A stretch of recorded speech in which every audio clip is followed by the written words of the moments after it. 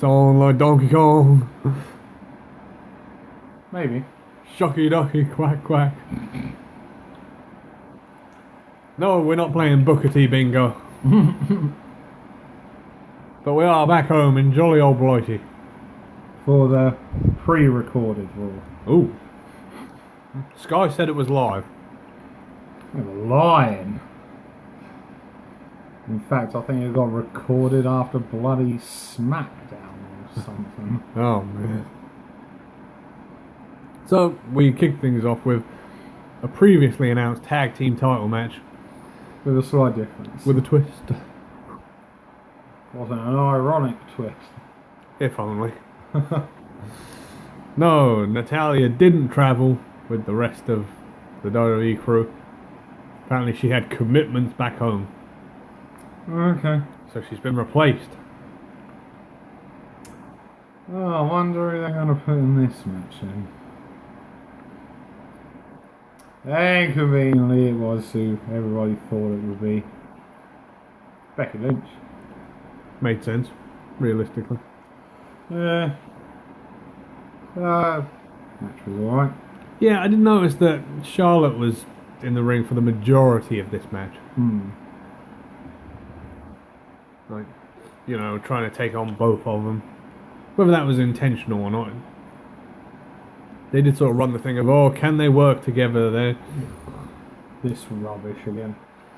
And it was like, yeah, come on. If need be, they can work together. Yeah. So, inevitably, we had a interruption during this match. The NXT Women's Champion appeared from the crowd again. Shayna Baszler. But that wasn't the only interruption. No, that wasn't. Because WWE finally remembered there is a third woman in this match. Heel Bailey. Yeah, she showed up. Started putting the beat down on Baszler. Really good. Becky got distracted. Then, And I'm pretty sure she got caught with the dreaded roll-up. oh yeah, she did. Yeah, so Kabuki Warriors successfully defend their titles. Even though at this point in time, who really cares about the women's tag title belts? They've been a bit of a letdown, to be honest. Yeah, they have. They didn't plan this one through at all. No.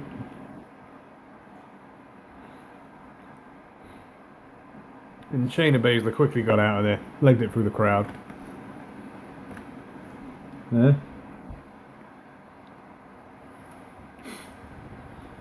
So next, we've got Drew McIntyre versus Sin Cara. Oh, Christ almighty.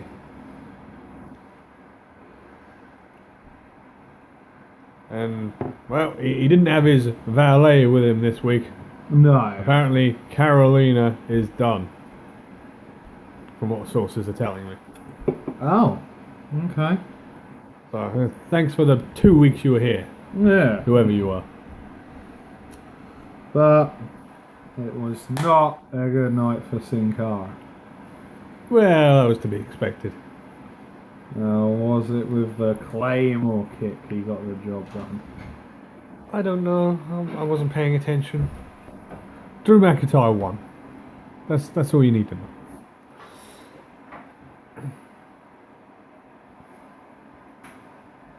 It's not our job to recap. Yeah, he finished him off with a Claymore. If you're listening to this, then you should have already watched it.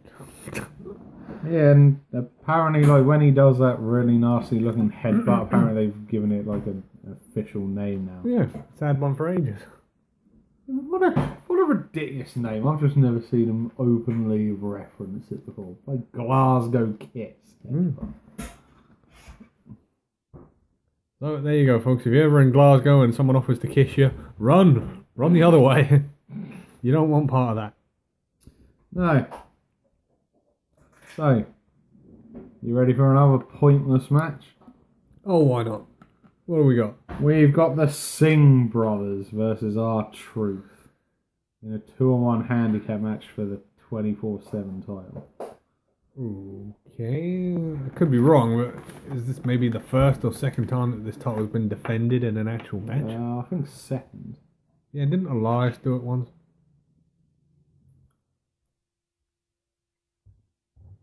I don't know.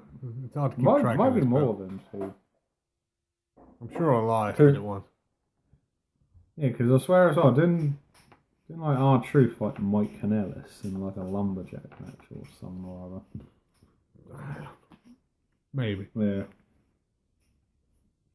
Well, Before he took his bag and went home. you mean before he did the idiot thing of requesting his release on Twitter? The thing is, though, he's actually buggered off home. Oh, cool. Yeah, apparently he's going to be a motivational speaker now. So is he actually buggered off home, or did they send him home? I'm not sure. All I know is he's gone out. Because it was probably a case of Vince told him to go, and he went, yep. So next, we had the same Seth Rollins promo we've had for like the last 2 or 3 weeks. Whoa, hold on a minute, man. What happened in the previous? Oh, it was no contest. Oh yeah, they ran away. Yeah. Yeah. Oh yeah, I remember it now. They ran to the locker room. Oh yeah, and they like Singh brothers were hiding from R-Truth, and unfortunately they ran in a Big Red in one of the rooms, and he beat the crap out of them. And then R-Truth walked in, and he was like, "I'm out of here." Yeah, I'm leaving you to it. Good luck. Yeah. Okay, so Seth Rollins promo number 87. Yeah. Except this time he made the gravest of mistakes. He wanted the best the UK had to offer. Tyler Bate was there? No. As good as Tyler Bate is, no. Pete Dunne. He got much worse calling than this. The challenge got answered by the ring general. Oh no. Walter. He's a big man. He is. He's a big, sweaty man. Gotta watch out for them chops. He will make his chest bleed. So, me personally, I thought this match was okay. Because at the same point, I think Seth Rollins at times got way too much offense in this match, and they sort of like put over as if they were like belittling Walter in this match. Well, they probably would. As far as I'm aware, Triple H has very little to do with Raw. Yeah. But it's okay, because Walter didn't come alone. He had the whole of Imperium with him. Oh, God. Well, do you have that bald guy with him? Fabian Aichner. Yeah, I think that's the one. Yeah, he was there. Marcel Bartel was there. Terrible name. And Alexander Wolf was there as well. Oh, well, good to see he's still got a job. And after a while, they got sick and tired of Seth shenanigans. They came in and beat him up. Yes, but this brought out some other people. Yeah. The Street Profits. Yep. And KO came out as well. Oh, wow. And they cleared the ring.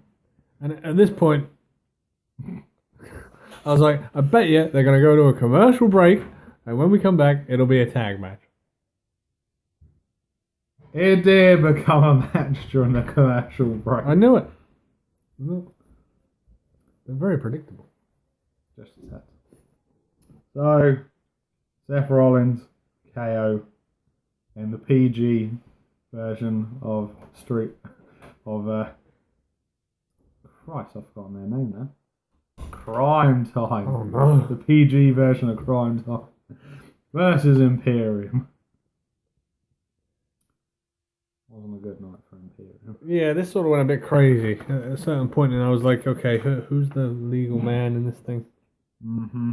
They really got to work on getting control in these matches. Yeah.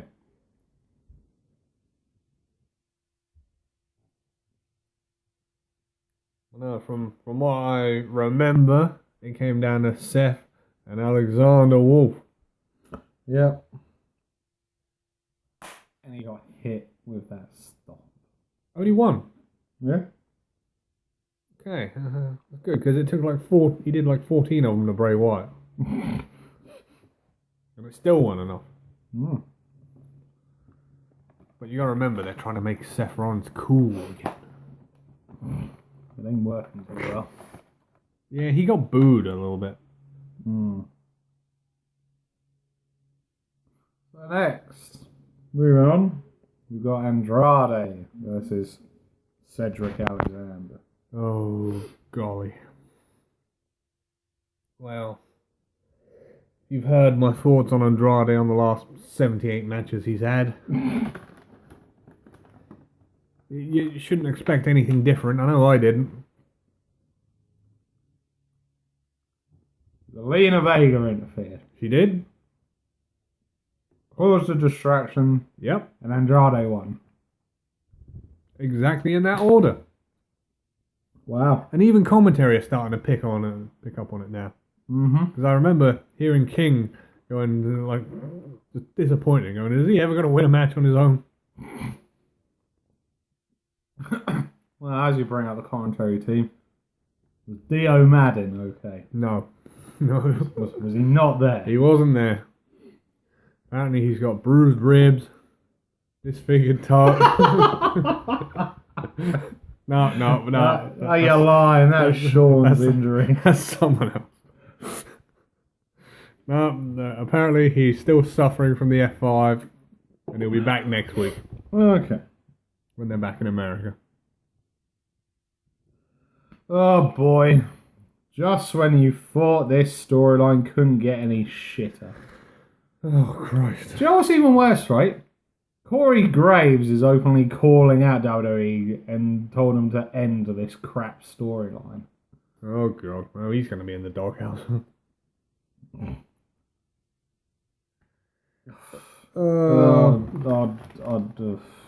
even know if I want to talk about this. I'm going to sum this up very quickly.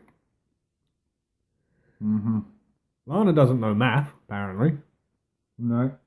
Because she was like, oh, I'm pregnant, but I had too much information for a start. But apparently she had sex with Rusev 9 weeks ago. And she's carrying his child. And her and Bobby Lashley only started sleeping together 7 weeks ago. Yeah. I don't care. Yeah. You're portraying yourself as a whore on national television. This is not good. And here comes the part that pissed me off. Right. Rusev comes out, they get into a little bit of a Barney. Yep. You were telling me that Rusev can't defend himself against a 180-pound woman. Mm-hmm. I mean, Christ, when Lashley came out and she was, raking him in the eye or something? Yeah. Like, I know she's his wife and all, but you're telling me this guy, Rusev, can't hold his own against a very small woman? I just think the whole thing's crap and they should just bloody scrap it. It is crap. It doesn't help that there's backstage stories where they basically turned around and apparently like producers or whatever basically turned around to them and said, do this storyline or you can piss off back home. We don't have anything for you. And apparently, obviously, she's doing all the BS, putting her face on TV and that and everything, but apparently she's not even comfortable doing this storyline. Well, she should be. She's done it 4 times. What is it with Vince and his obsession with adultery storylines? Ridiculous. So, long story short, they put a beat down on Rusev. Lana lied about the pregnancy. So what was the point of the segment? If she lied about it. To beat him up and embarrass him. At this point, you're only embarrassing yourself. Oh, God. Oh, no. So, on to a match next. A random match. We've got Big Red in action. And he's facing off against Sona Durson. Who? No idea. Yes, and apparently Eric Rowan now has something in a bag that he brings out with him. Yeah. We don't know what it is. He was talking to it. Like, making baby noises and whatnot. Great. This sort of sounds like a rip-off of that old TNA storyline. Oh no. They're not ripping off TNA. Where, are they? yeah, you might remember this one, but you remember they did Black Rain and it was Gold Dust. Oh jeez, what? And he had the rat in the box. Yeah. Oh, It sort of reminds me of that. Oh bloody hell. Well, no, this match ended very quickly. Rowan won with the Iron Claw. Great. Moving on. And we still don't know what's in the bag. Moving on, because we don't give a damn about this storyline. Nope. We've got the Raw Tag Team Champions in action. The Viking Raiders. They're facing off against local competition. Local competitors. No! No. NXT UK wrestlers. Okay. They're facing off against Team Wales, Oh, boo. Mark Andrews, and the mobster himself, Flash Morgan Webster. You mean the Mod Father? Modfather. Straight out of Quadrophenia. Oh, this one. You know, the two boys did well. They got in some offense. They did better than most. Mm. But, inevitably, who got hit with the experience? Unfortunately, it was Mark Andrews Ooh. who got tossed up in the air Eee. and he crashed back down. Yowie. The Viking experience, Ooh. which is not an experience anyone wants to have. No. Looks like it hurt. Ooh. So, here's a really random six-man tag match to end the show on. Randy Orton, Ricochet, and Humberto Carrillo tagging together against the OC. Yeah, this came about because of this backstage segment. The OC were harassing Humberto Carrillo. Oh no. Oh, all of a sudden Randy Orton's a good guy again now, is he? Well, it was weird because it was like, oh, you and Ricochet need to find a partner. And then Randy Orton sort of stepped in and went, oh, they don't need to look very far. Okay.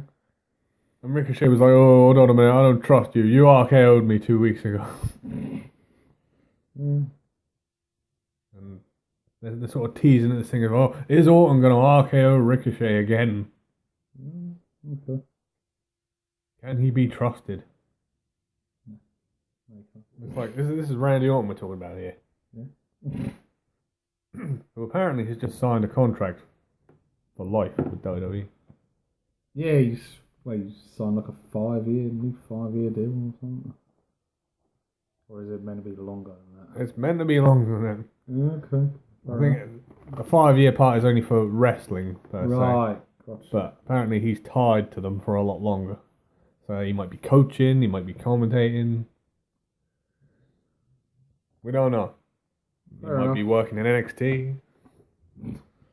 Maybe. This one was okay. I'm not exactly sure of the purpose of it. Yeah. Considering they're all going off to do different things at Survivor Series. Yeah. Surely it'd be more. Yeah, and I suppose you could at least do like a Raw versus SmackDown match just to keep this fresh or whatever, maybe. Yeah. Because it is Raw versus SmackDown versus NXT. What it's meant to be. It's supposed to. Although at times they're building up Raw and SmackDown versus NXT. Oh, who knows? Who knows? Who got the win then? Well, it was team sort of good. Well, Orton's not a good guy. He went to RKO Ricochet. He's pure evil, Michael. And then he was about to RKO Ricochet, and he turned around and RKO'd Styles instead. Oh. So Team Good picked up the win. Yeah. And then right after that, like he was teasing it again, he went to RKO Ricochet again. And he was like, this close, I can do this at any moment. I was like, well, why don't you just do it already? Just RKO him and get it over with. Would have worked. It's like, it's not out of nowhere anymore. It's not unexpected. We see it every time. Yeah, we do. We can predict these RKOs way before he even does them. Oh boy. And that's all we've got time for. So, as always, folks, from your hosts, the master of the brain damage, Martin? and the one and only Sam H, we will see you again for the next one.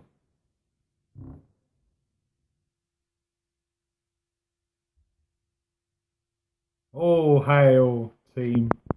Sort of good.